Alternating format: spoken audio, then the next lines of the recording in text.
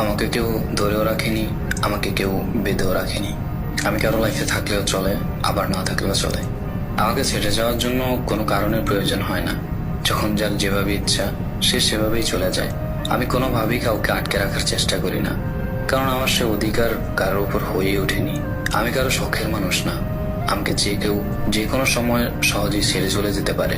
আমি জীবনের প্রতিটা অধ্যায় হেরে যাই। আমার কোনো বন্ধু নেই, কিন্তু আমার বন্ধুর কোনো অভাব নেই, কারণ আমি যাদের বন্ধু ভাবি তাদের অন্য বন্ধু থাকলেও আমি তাদের তালিকায় নেই। আমি কারো ব্যক্তিগত ফটোগ্রাফার হইনি। এই যে ফেসবুক আমাকে সারাক্ষণ অনলাইনে দেখেন, এটা কোনো নির্দিষ্ট মানুষের জন্য না।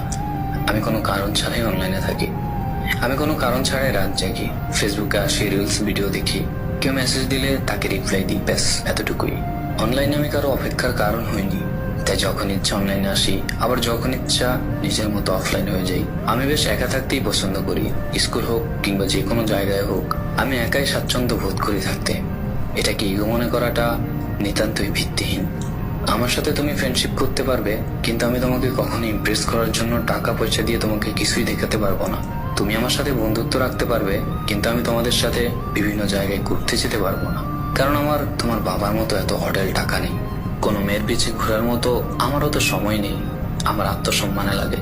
অসুন্দর হলেও আমি আমার আত্মসম্মান নিচু করি না। আমি নিজ থেকে কোনো মেয়েকেই SMS দেই না। আমি নিজের আত্মসম্মান বজায় রাখি। কাউকে ঘৃণা করার মতো মানুষ আমি নই। হয় প্রচন্ডভাবে ভালোবাসবো, না একদম চুপ হয়ে দূরে সরে যাব। অন্যদের বন্ধুত্বের রাগারাগি ঝগড়া সবই হয়, আবার তারা একে অপরের সাথে খুব সুন্দরভাবে মিশে যায়। কিন্তু আমি ভাগ্য করে এখনো এমন কোনো বন্ধু পাইনি।